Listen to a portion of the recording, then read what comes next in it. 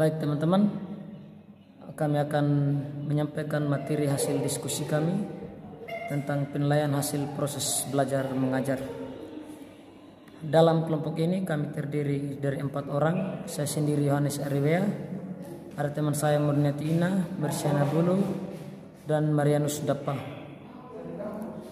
Tujuan dari materi yang kami sajikan yang pertama untuk mengetahui pengertian penilaian, yang kedua untuk mengetahui jenis dan sistem penilaian, yang ketiga untuk mengetahui prinsip dan prosedur penilaian, yang keempat untuk mengetahui kualitas alat penilaian, dan yang kelima untuk mengetahui hasil belajar sebagai objek penilaian. Baik teman-teman, kita masuk pada apa itu pengertian penilaian. Penilaian itu sendiri adalah proses memberikan atau menentukan nilai kepada objek tertentu berdasarkan suatu kriteria tertentu. Proses pemberian nilai tersebut berlangsung dalam bentuk interpretasi yang diakhiri dengan judgement. Selanjutnya kita masuk pada jenis dan sistem penilaian. Jenis dan sistem penilaian yang pertama itu adalah penilaian formatif. Penilaian formatif itu sendiri adalah penilaian yang dilaksanakan pada akhir program belajar mengajar untuk melihat tingkat keberhasilan proses belajar mengajar itu sendiri. Dengan penilaian formatif, diharapkan guru dapat memperbaiki program pengajaran dan strategi pelaksanaannya. Teman-teman, mengapa dalam penilaian formatif ini guru diharapkan untuk memperbaiki program pengajaran agar dalam menyampaikan pembelajaran di kelas itu siswa dapat mengerti dan guru dapat mencapai proses pembelajaran yang ia maksudkan, dan siswa dapat mengerti apa yang disampaikan oleh guru itu sendiri. Dan strategi pelaksanaannya ini, maksudnya strategi itu cara apa yang guru gunakan agar pelaksanaan pembelajaran dalam kelas itu bisa menjadi aktif dan bisa semua murid mengerti pembelajaran itu sendiri. Selanjutnya kita masuk kepada penilaian diagnostik. Penilaian diagnostik ini bertujuan untuk melihat kelemahan-kelemahan siswa serta faktor penyebabnya. Penilaian ini dilaksanakan untuk keperluan bimbingan belajar, pengajaran remedial, dan menemukan kasus-kasus atau permasalahannya. Soal-soal tentunya disusun agar dapat ditemukan jenis kesulitan belajar yang dihadapi oleh para siswa itu. Begitu teman-teman. Jadi penilaian diagnostik ini bertujuan untuk melihat kelemahan siswa dan faktor penyebabnya. Kelemahan siswa itu seperti apa dan apa penyebabnya. Kenapa maksud dari penilaian diagnostik ini teman-teman. Nah, kita akan lanjut pada penilaian selektif. Nah teman-teman, penilaian selektif adalah penilaian yang bertujuan untuk keperluan seleksi. Misalnya ujian saringan masuk ke lembaga pendidikan tertentu. Contoh lain, dalam sebuah lembaga atau sekolah, jika ada perlombaan mata pelajaran, nah dari sekolah tersebut akan memilih siswa-siswi yang bisa untuk mengikuti lomba tersebut. Dalam memilih itu mereka akan menyeleksi atau melakukan penyaringan. Nah teman-teman, penilaian penempatan adalah penilaian yang bertujuan untuk mengetahui keterampilan prasyarat yang diperlukan bagi suatu program belajar dan penguasaan belajar seperti yang diprogramkan sebelum memulai kegiatan belajar untuk program itu.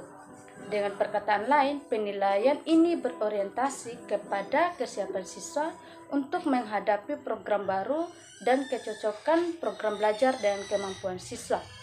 Nah, teman-teman, arti dari kata berorientasi itu adalah pandangan yang mendasari pikiran perhatian siswa. Prinsip dan prosedur penilaian.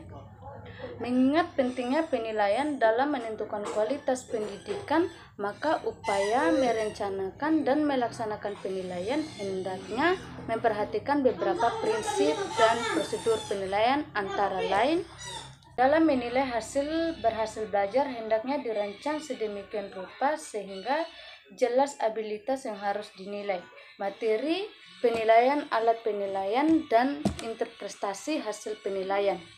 Sebagai patokan atau rambu-rambu dalam merancang penilaian hasil belajar adalah kurikulum yang berlaku dan buku pelajaran. Nah, teman-teman, yang arti dari abilitas yaitu kemampuan, kecakapan atau kepandaian. Artinya mempunyai kemampuan dalam menilai hasil belajar siswa. Agar memperoleh belajar yang objektif dan pengertian menggambarkan prestasi dan kemampuan siswa sebagaimana adanya. Penilaian harus menggunakan berbagai alat penilaian dan sifatnya komprehensif. Nah, sifat komprehensif yang dimaksud di sini adalah mampu menciptakan pengetahuan sedalam-dalamnya. Dengan sifat komprehensif dimaksud segi atau abilitas yang dinilainya tidak hanya aspek kognitif tetapi juga aspek efektif dan psikomotoris. Baik teman-teman, saya akan melanjutkan presentasi dari teman saya mengenai evaluasi proses belajar mengajar. Ada beberapa langkah yang dapat dijadikan pegangan dalam melaksanakan proses penilaian hasil belajar. Yang pertama, merumuskan atau mempertegas tujuan pengajaran. Artinya, mengingat fungsi penilaian hasil belajar adalah mengukur tercapai tidaknya tujuan pengajaran, maka perlu dilakukan upaya mempertegas tujuan pengajaran sehingga dapat memberikan arah terhadap penyusunan alat-alat penilaian. Yang kedua, mengkaji kembali materi pengajaran berdasarkan kurikulum dan silabus pelajaran. Hal ini penting, teman-teman, mengingat isi tes atau pertanyaan penilaian pengajaran sesuai dengan tujuan-tujuan pengajaran merupakan isi dan sasaran penilaian hasil belajar. Artinya, kita harus mengkaji kembali materi pengajaran berdasarkan kurikulum dan silabus mata pelajaran. Sesuai tidak tepat tidak dengan sasaran penilaian hasil belajar kita. Jadi seorang guru harus mampu mengkaji kembali materi-materi yang akan diajarkan kepada teman-teman sesuai dengan kurikulum dan silabus mata pelajaran. Yang ketiga, menggunakan hasil-hasil penilaian sesuai dengan tujuan penilaian tersebut. Artinya, dalam hal ini untuk kepentingan pendeskripsian kemampuan siswa, mengukur batas kemampuan siswa, kepentingan memperbaiki pengajaran, kepentingan bimbingan belajar, maupun kepentingan laporan pertanggungjawaban pendidikan. Yang keempat, menyusun alat-alat penilaian, baik tes maupun notes yang cocok digunakan dalam penilaian jenis-jenis tingkah laku yang tergambar dalam tujuan pengajaran. Dalam penyusunan alat penilaian hendaknya diperhatikan kaidah-kaidah penulisan soal. Artinya dalam hal ini seorang guru diharapkan mampu pada saat penyusunan soal harus sesuai dengan kaidah-kaidah penulisan soal yang sebenarnya agar proses belajar mengajar itu dapat berjalan dengan efektif.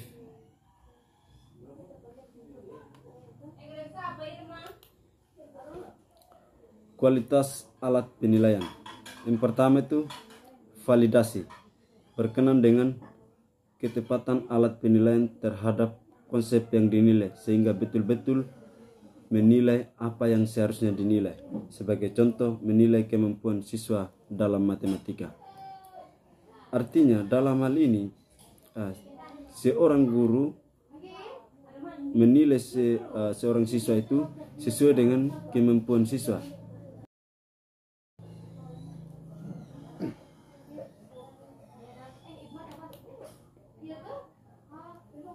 Ada 4 jenis validasi. Yang pertama, validasi isi. Yang kedua, validasi bangunan. Yang ketiga, validasi ramalan. Yang keempat, validasi kesamaan. Kita masuk pada bagian B, yaitu reliabilitas. Reliabilitas alat penilaian adalah ketetapan atau keajegan alat tersebut dalam penilaian apa yang dinilainya. Artinya, kapanpun alat penilaian tersebut digunakan akan memberikan hasil yang relatif sama. Nah, teman-teman, di sini ada 4 macam reliabilitas. Yang pertama, tes ulang. Artinya penggunaan alat penilaian terhadap subjek yang sama dilakukan 2 kali dalam waktu yang berlainan.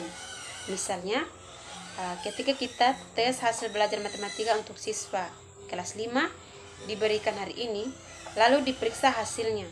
Seminggu kemudian, tes tersebut diberikan lagi pada siswa yang sama dan hasilnya diperiksa. Hasil penilaian pertama kemudian dikorelasi dengan hasil penilaian yang kedua untuk memberikan koefisien.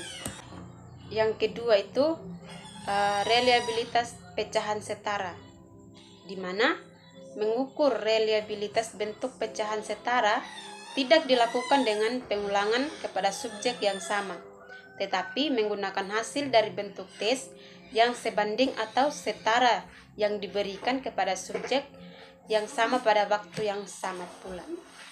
Yang ketiga, reliabilitas bela 2. Reliabilitas bela 2 mirip dengan reliabilitas pecahan setara, terutama dalam pelaksanaannya. Dalam prosedur ini, tes diberikan kepada kelompok subjek cukup 1 kali atau pada 1 saat saja. Yang keempat, kesamaan rasional.